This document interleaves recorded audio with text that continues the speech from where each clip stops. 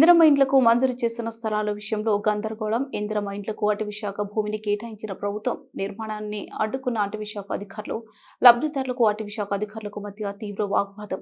కొమరం భీం ఆసిఫాబాద్ జిల్లా సిర్పూర్ మండలం మేడిపల్లి గ్రామంలో పైలట్ ప్రాజెక్టు కింద 150 ఇందిరమ్మ ఇండ్లు మంజూరు చేసిన అధికారులు ఇండ్ల నిర్మాణం జరిగే సమయంలో కేటాయించిన భూములు అటవీ శాఖ అధీనంలో ఉన్నాయంటూ నిర్మాణాన్ని అడ్డుకున్న అటవీ శాఖ అధికారులు. దీంతో లబ్ధిదారులకు అధికారులకు మధ్య నెలకొన్న తీవ్ర ఉద్రిక్తత పరిస్థితులు.